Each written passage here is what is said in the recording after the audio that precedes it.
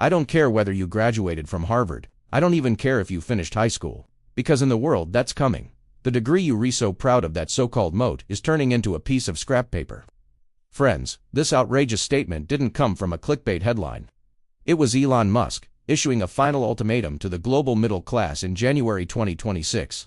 You must understand the source code rewrite behind these words.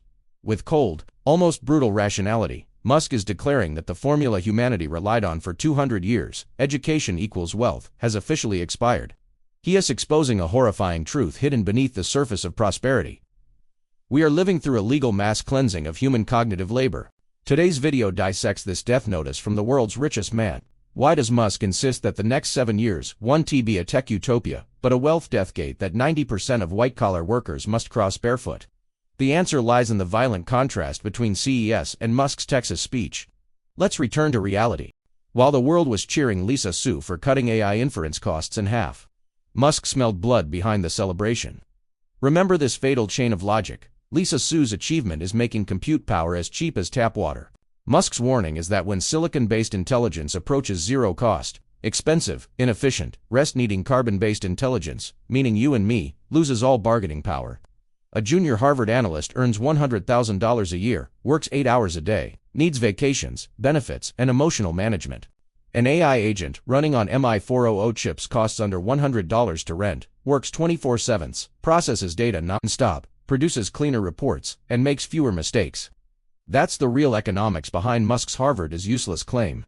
It's not that knowledge is worthless, it's that humans, as carriers of knowledge, have collapsed in cost performance. In an interview with Peter Diamandis, Musk quantified this future with a brutal metric, a 7-year pain cycle.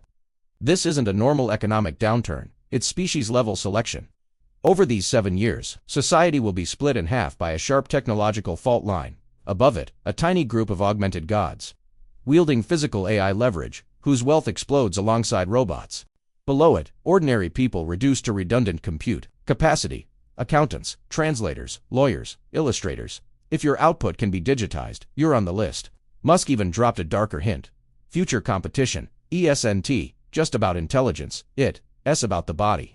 The subtext is chilling. If we can't outrun AI cognitively, then humanity's last moat may fall back to something primitive: physical presence, real-world perception, and raw vitality. If you're still thinking, just get through the next 2 years and things will stabilize, you're making a fatal strategic miscalculation. This isn't a rainstorm, it's climate change. When the environment changes, species either evolve or go extinct. So how do we survive this death notice? Musk points to 3 hidden escape routes through the 7-year valley of death, and every one of them requires tearing apart your existing worldview. Musk revealed 3 extremely hidden escape routes that could help people survive this 7-year valley of death. But each one requires a brutal mental reset, like tearing off your own skin. First, why is Lisa Su's price cut the most lethal backstab to ordinary workers? How does this overlooked hardware executioner actually work? Second, now that the education moat is collapsing, what does the new era's real passport look like? Third, in a system that's designed to eliminate 90% of average compute power, what should we bet on to secure a ticket into the next world? Next, we're going to rip open Silicon Valley's glossy surface and dive straight into the core of the 2026 wealth purge. Take a deep breath, because the truth hurts more than lies, but only truth can save your life. If Musk's prophecy was a thunderclap, then Lisa Su's CES keynote was the silent, relentless rainstorm that will drown countless middle-class families. Most people at CES had their eyes locked on NVIDIA's performance monster. Everyone was amazed at how many more times Jensen Huang had multiplied compute power, treating it like a triumph of human evolution. But look away from NVIDIA for a moment. Look at AMD and Lisa Su, the so-called queen of semiconductors. The real blade cutting into white-collar illusions is the MI400 chip in her hand. Why? Because she did something commercially brilliant, but socially ruthless. She slashed AI inference costs by half. In tech language, this is called democratization. In labor market language, it's called dumping. We must rebuild our mental model. In 2026, the thing that destroys your job won't be a god-level superintelligence. It will be cheap, shockingly average intelligence. Let's do a brutally honest cost comparison. A junior Harvard or Stanford graduate's value used to come from years of accumulated knowledge, elite test credentials like LSAT or CPA, and the high ongoing maintenance cost of being human. You pay at least $100,000 a year in salary. You cover benefits, you tolerate 8 hours of sleep, weekends off, and emotional swings. That made sense in the carbon-based compute era. But now, the MI400 chip arrives. It enables an AI agent with equal logical ability and knowledge, running 24/7 at a cost of under $100 per day, sometimes just pennies. Look at this horrifying price gap. $100,000 versus $100 when capability differences disappear, and AI becomes faster, more accurate, and cheaper. Where does capital flow? Will a robot take your job? That's the million-dollar question on everyone's mind lately. From self-driving trucks to AI writing articles, it feels like technology is advancing at lightning speed. And yes, it's true, some jobs are changing. Repetitive tasks, like data entry or assembly line work, are increasingly being automated. This can be scary, and it's okay to feel a bit anxious about it. But here's the exciting part. AI isn't just about replacing jobs. It's about creating new ones and transforming existing ones. Think about it. We'll need more AI developers, data scientists, and robot maintenance technicians. Jobs that require creativity, critical thinking, and emotional intelligence like teaching, nursing, or art are becoming even more valuable because those are things AI can't easily replicate. So, instead of fearing a robot takeover, maybe we should see this as an opportunity. It's a chance to learn new skills, to focus on the human connections that machines can't make, and to build a future where we work alongside AI, not against it. The key is to stay curious, keep learning, and adapt. What skills do you think will be most important in the age of AI? Let me know in the comments below. Thanks for watching, and don't forget to subscribe for more discussions like this. This is a murder without hatred. AMD and Nvidia didn't target anyone. Lisa Su just optimized efficiency. But in a world built on maximum efficiency, average human intelligence becomes the system's most expensive in efficiency. So before celebrating tech progress, check your wallet. Ask yourself whether your proud diploma can still buy you a dignified salary in the flood of AI. If not, then Musk's 7-year valley of death is no longer a prediction. It's your upcoming survival reality. At this point in the video, I know many people watching are still holding on to a kind of naive optimism. Why panic if AI takes jobs? Didn't Musk say we'll have universal basic income? Robots will work, we'll just write poetry and paint. This may be the biggest sweet trap of the 21st century. Yes, in his interview with Peter Diamandis, Musk did describe that abundant future on the other shore. But he didn't just paint the dream, he coldly mapped the road to it. He defined the years from 2026 to 2033 as a violently unstable vacuum period. Before we reach that promised land, we must first walk barefoot through a thorn-filled valley of death. Why? Because there is a massive fatal time lag between the speed of technological progress and the speed of social redistribution reform. Economic historians call this phenomenon the Engels pause. Think back to the first industrial revolution. Steam engines exploded productivity in Britain, yet for nearly half a century, ordinary workers' wages didn't rise. They actually fell, because machines took their jobs. All the gains went to those who owned the machines.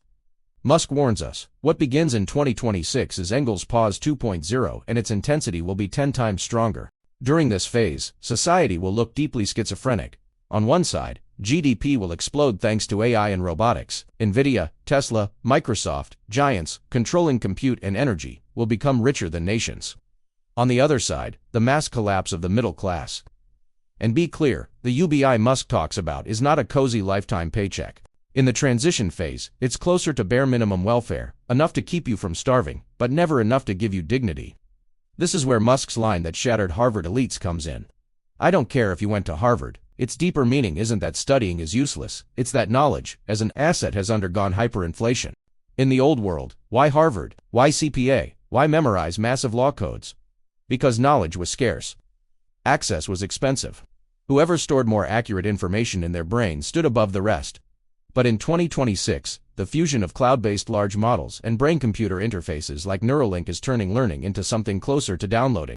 Did you know a surgeon takes 10 years to steady their hands? But an Optimus robot.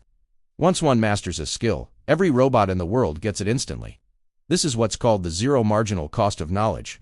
And it's creating what Elon Musk calls the useless class, not an insult, but a reality where your skills are cheaper for an AI to perform. In 2026, Hollywood paused an $800 million studio over AI video. Customer service firms laid off hundreds for AI voice agents. The jobs of accountants and junior lawyers aren't coming back. Their ecological niche is now filled by silicon. So, is humanity doomed? Musk left a clue: cognition. In an era where AI can answer any question, the ability to ask the right questions is what truly matters. AI can't feel curiosity. It can't understand human connection. Your future value isn't your degree or your technical skills. It's your creativity, your critical thinking, and your empathy. Don't panic. Start refining what makes you human. Hey everyone, have you ever felt like the world is changing faster than you can keep up? With AI everywhere, it's easy to feel a little overwhelmed, maybe even a bit obsolete. But here's the thing, this isn't about competing with machines, this is about upgrading ourselves. We need to shift our thinking, to evolve our cognition. Instead of just memorizing facts, let's focus on creativity, critical thinking, and emotional intelligence, the very things that make us human. And while we level up our minds, we can't forget our bodies. Our biological health is our greatest asset. Getting enough sleep, eating well, moving our bodies, these aren't just wellness trends. They're our foundation for thriving in this new era. This is our moment to become more human, not less. Let's embrace the change and grow together. Thanks for watching, and don't forget to subscribe for more. If you still have spare capital and don't know where to place it, Musk gives a first principles answer. By Watts, in the future economic model, money's veil will be ripped away. Energy will be the only hard currency. Why? Because AI is a power-hungry beast. Training a large model can burn the output of a nuclear plant. Running billions of robots may consume half the planet's energy. As Musk puts it, at its core, future competition is compute, and the end of compute is energy. So don't invest in service industries easily replaced by AI. Don't chase concept stocks that only make PPT slides. Place your chips on sectors that produce clean energy and build compute infrastructure. Whoever controls energy production controls compute distribution, and whoever controls compute becomes the new lord of the era. The ultimate role of humanity. Musk ended the interview with a deeply philosophical idea. Humanity might ultimately be nothing more than a biological bootloader for silicon-based life. Like the tiny startup code that runs when a computer powers on, its job is to wake the operating system. Once the system is running, the bootloader quietly steps aside. Does that sound like a tragic end for civilization? No. It's the call of evolution. Because Musk also gave the only path to redemption, fusion. We don't have to exit. We can choose coexistence with AI. Through brain-computer interfaces. Through human-machine collaboration. By merging carbon-based intuition with silicon-based immortality. Musk has already written the answers on the board. Let go of fantasies about old degrees.